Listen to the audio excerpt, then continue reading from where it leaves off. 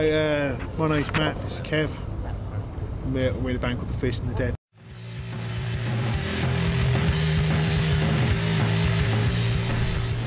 First album I ever owned and loved was, well, definitely the first album I ever owned was Iron Maiden, Killers.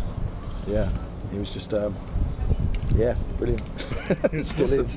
Guns N' Roses Appetite Restriction. In our school it was Public Enemy or Guns N' Roses, and I went with Guns N' Roses, but I still like Public Enemy. And yeah, it was a fantastic record, and it still is a fantastic record. But I've listened to it for a while. But yeah, no, I used to love all that. I did want to be Slash at one point. That didn't last. I was just saying, how did that work out? Yeah, it didn't work out too well, no.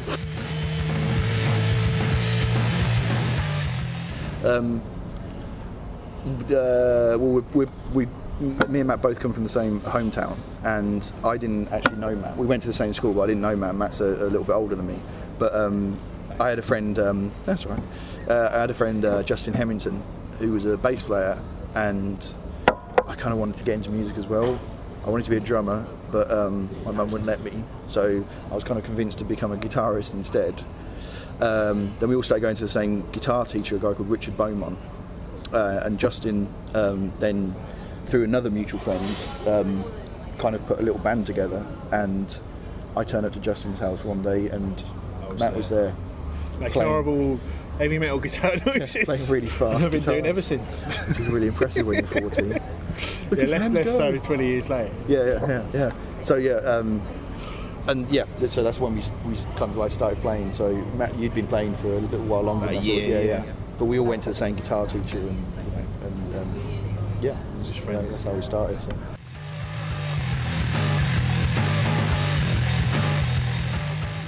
Yeah, it's kind of my fault. It's just something that I said, and I don't know where it came from, to be honest. And we sort of reverse engineered it. Yeah, reverse engineered. Yeah, it's a good way of putting it. Yeah. It was just, I mean, it's that thing, isn't it? When you're trying to think of band names or you just say ridiculous things, and he said it, and I said that kind of works, because it's the music. Inevitably, what we do, because it's reasonably sort of atmospheric or whatever, it's going to be. Some people are going to probably think it's pretentious and poke-faced, and we just wanted to kind of. It kind of works. We want to let people know that it's done with a sense of humour and a sense of fun. Doing it because you love doing it rather than trying to be sort of sceney cool. Yeah, it's just ridiculous. Yeah, I mean, there's this thing at the minute with a lot of instrumental bands that just have sort of long titles, but kind of very po-faced long titles. Yeah. We take the music really seriously. We don't necessarily take a lot of the other stuff. The thing that goes with it. Yeah, it's just daft. Yeah. So it's like, I mean, we love the music and take the music incredibly seriously and try and do interesting things with the music, but all the jumping around trying to be cool stuff, it's just an example. It's just not us. No, not at all. Yeah. I mean, example on the song on the album Daddy's Little Help, which has the amazing Mr. Terry Edwards playing saxophone on it, and the end section of that is basically Matt and Terry trading funny noises, and I always referred to it as the avant-garde Freebird. So it was when it was done. It's like we were laughing. Yeah. We were like, this is cool and funny. But when I listen to a lot of music that I love, I'll laugh at it. I'll laugh at the Mad Vision. I'll laugh at the Birds, or I'd laugh at Husker Du, or I'd laugh at Napalm Death, because it's ridiculously good. And I think if you love music, it makes you laugh. And sometimes that's a valid experience. Well, if you don't find joy in the music, then why? It should be joyous. Music should be joyous, shouldn't it? Because you love it. I mean, we never had conversations about, do you really think it should go to A-7? Well, never like chin stroking involved. And again, another example was HR. It was literally, I said to Matt, or we said together, I can't remember now, how long a chord sequence do you think we can get away with? And that was it. To make it loop back around, it was 13 chords just to make it work, wasn't it? Exactly, and it's just like, that was done with a sense of humour. It was just like, it's that kind of like... you want to throw the listener out, you want to take them somewhere interesting, do you? Yeah. I want to make records that I'd want to hear, and I want to hear records that are so trying different things that will make me laugh and get me interested. Yeah.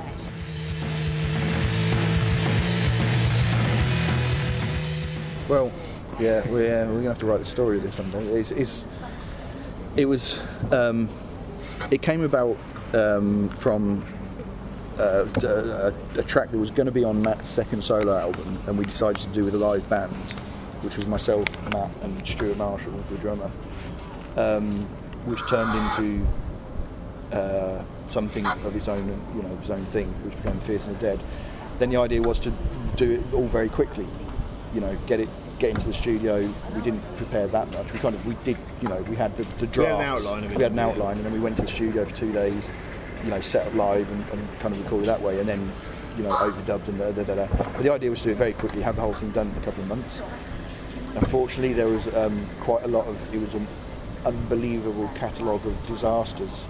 It's horrible. Matt got ill. Matt got. When I was off doing the album, I did, and all sorts of stuff. Yeah, Matt got. We had a very close friend who died. There was lots of stuff we don't particularly want to talk about now, but sure. it got a bit crazy. Yeah. So because we was actually worried, weren't we, that we'd kind of done it and we'd kind of built it up. Yeah, we're going to do this, we're going to do this, and then we kind of it just kind of fell by the wayside. And every now and again we'd kind of try and get the ball rolling again. And then something else would happen. So we were really worried that people were just going to get frustrated with us. And the thing is, we couldn't really tell people what was happening. You could only sort of just say, this, or but you couldn't really sort of. It's not the sort of thing you want to sort of. Put out to the world. Exactly. So it was a bit heavy, wasn't it? It got quite heavy. So, but once we finally managed to turn things around and got the ball rolling again. Yeah, that felt good. So it was supposed to be. Should took about 2 months. It took nearly about 9-10 months, didn't it? It did. And we sort of did 2 days of sessions recording it, and then we did a few days of overdubs, and then it was massively spread out, and you were sort of mixing as we went. Yeah. And then we did another day of sax overdubs, and then we did another. There's a few. It was spread out over the course of every year, but in a funny sort of way, I think it still hangs together like it's. Well, exactly. So, that was the thing, that he was trying to keep it all in context, because it could have all just gone very wrong. But but luckily we managed to sort of finally pick up the ball and start running with it. Yeah.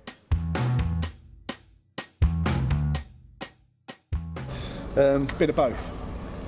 On this album, it worked. Well, part one was kind of you had an idea, and we improvised with the structure, wasn't it? Yeah. And then the album, we just had ideas, and we kind of it was less improvised. Yeah, we went into a rehearsal room once, didn't we, before we recorded? Twice.